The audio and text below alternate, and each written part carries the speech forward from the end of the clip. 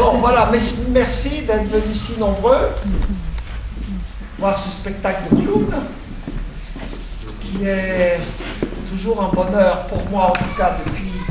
Oh, les voilà. Ils l'ont vu depuis qu'il était tout petit. Et Claude m'avait prévenu, il avait dit, attention, les clowns, parfois ça fait peur aux enfants. Bah, j'ai dit, mais ceux-là, ils ont peur de rien. Chacun ses pieds, le bras, les deux arcades sourcilières, et il a 7 ans. Ah, que vous êtes où, là? Allez, bravo. Et donc ils sont arrivés, ils se sont assis, et là, il y avait une jeune russe, et son clown, les enfants commencent à crier avec elle, qui est devenu un beau gymkhana. Voilà, donc ils sont là, on va commencer. Tu vas te mettre là-bas maintenant, Lénie, si tu vas jouer dans le parc. Mais si, je prends. Bah non, écoute, tiens. Là, il va faire froid, hein. Donc voilà, ce spectacle n'est pas un spectacle, mais qui est un spectacle. Chaque fois que l'autre dit c'est pas un spectacle, c'est un spectacle. Un spectacle, c'est quelque chose que les gens regardent, prennent du plaisir à et pas de l'ennui à. C'est clair? Parce que moi je pense que les deux masques du théâtre ne sont pas la tragédie et la comédie, mais l'ennui et le bonheur. Malheureusement, ces jours-ci, dans un certain théâtre officiel, c'est l'ennui qui prime à tout prix. Encore un de nos proches collaborateurs et jeune metteur en scène et professeur, qui est encore allé à l'Odéon hier voir un spectacle. Il est sorti après une demi-heure, complètement... je lui avais dit de ne pas y aller, parce que la semaine d'avant, j'avais subi le même sort avec un autre spectacle. Je l'ai suivi avec celui-là, mais je suis resté jusqu'au bout par masochisme profond, mais pour moi. C'est hallucinant, on ne comprend rien, ça ne veut rien dire, on se fout de la gueule du public. Et ça coûte des millions parce que les décors, naturellement, vous l'avez vu, monsieur? C'est quelque chose, hein? Mais à la télé. Hein? À la télé, j'ai vu. Ah, vous avez vu déjà. Bon, voilà, donc ce soir, on va faire la même chose, en espérant que vous resterez jusqu'au bout. Donc c'est un travail que Claude fait, et les gens parfois nous posent la question, mais vous êtes une école de théâtre et de cinéma, et il est vrai que beaucoup, très grand nombre de nos anciens travaillent à l'image, c'est-à-dire au cinéma, à la télévision, dans des premiers rôles, des rôles importants et des bons rôles, ou écrivent, ou font des films, ou comme Xavier Duringer qui fait des films qui vont à Cannes, qui passe à la télévision comme l'Hiver Rouge, qui est magnifique, qui vient d'écrire une pièce d'ailleurs qui s'appelle Acting, et c'est à propos de moi.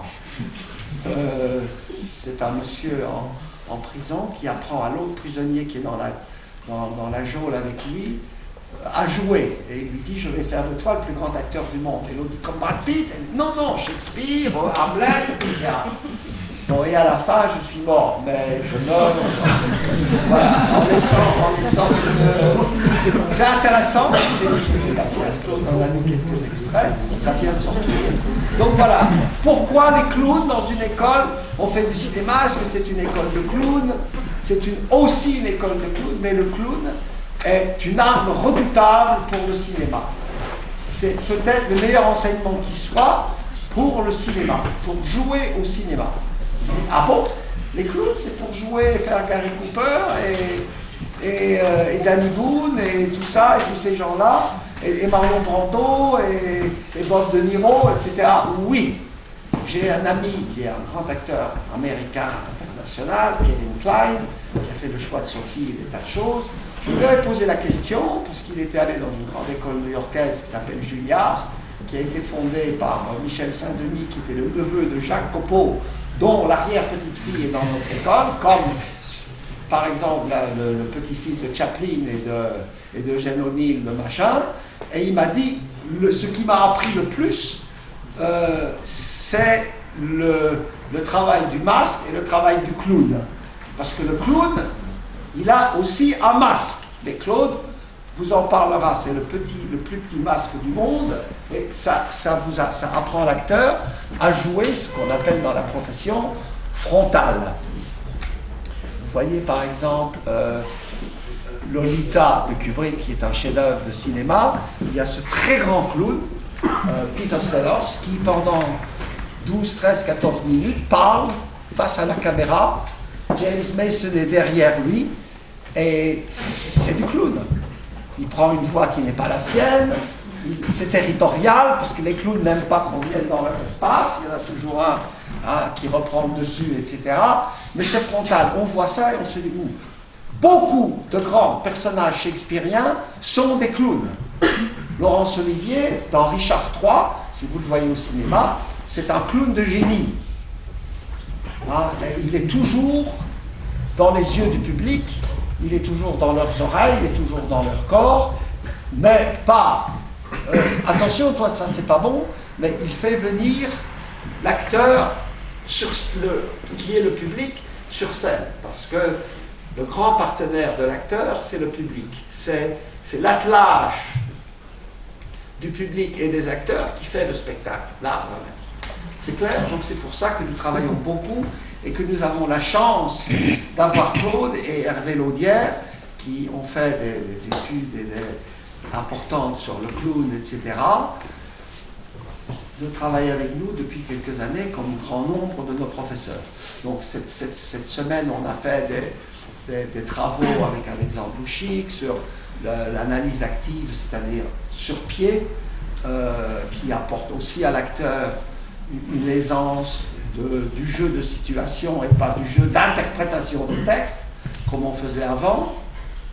Ou en France, malheureusement, et je ne suis pas anti-français, j'ai fait les grandes écoles françaises, excusez-moi, avec succès.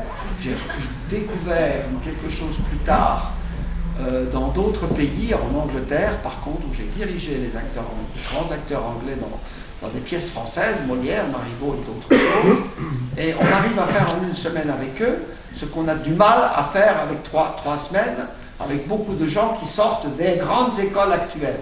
On est en retard. J'écoutais Juliette Binoche parler tout à l'heure, lycée difficile et la grande Gréco, on est en retard parce qu'il s'est installé un intellectualisme. L'acteur, le grand acteur, il est suprêmement intelligent. Jouvet, Dulin, tous ces grands acteurs, Rémus, c'était des gens malins, Fernandel. Moi, je suis allé en Amérique en 52, très jeune, j'avais déjà 3 ans en France. Tous ces grands acteurs américains qui n'étaient pas encore des stars me disaient: est-ce que tu as connu Rémus? Est-ce que tu as connu Fernandel? Je dis: Fernandel, mais attends, Fernandel, il n'a pas joué Molière. Rémus, oui. Donc, et c'est tout ça. Le modèle de Marlon Brando, je vous le donne à deviner, c'est Rémus. Et en deuxième, Fernandel. Il a pris beaucoup de choses d'eux, et c'est important. Donc voilà, le clown mène à tout. Et après, nous, on a un petit secret de fabrication ici, c'est qu'on a compris, pas les premiers, mais on le met en pratique sérieuse, c'est que la respiration commande tout. S'il n'y a pas de respiration, il n'y a pas de jeu. C'est clair? Les enfants qui jouent respirent, et après, il y a l'émerveillement. Et après, il y a avant la joie.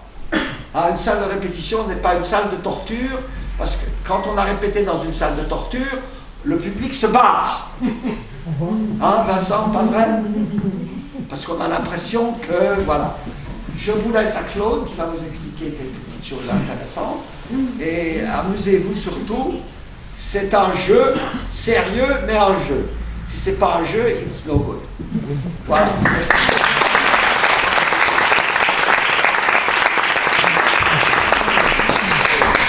Alors, non, moi je vais être très brève. Vous dire qu'on avait besoin de vous, et c'est super que vous soyez là, parce que, comme l'a dit Robert, le clown n'existe pas sans public. Et donc, ceux qui ont déjà fait l'expérience de ça vendredi soir et qui sont là ne me contrediront pas, c'est le public, c'est le public qui fait advenir le clown, et les 4 mois et demi pendant lesquels nous nous sommes acharnés ici sur ce plateau, tout d'un coup ça doit se transformer, ça doit devenir du plaisir, et ça va être grâce à vous. C'est le sens de cette présentation. Alors attention, nous n'avons pas répété. C'est-à-dire que...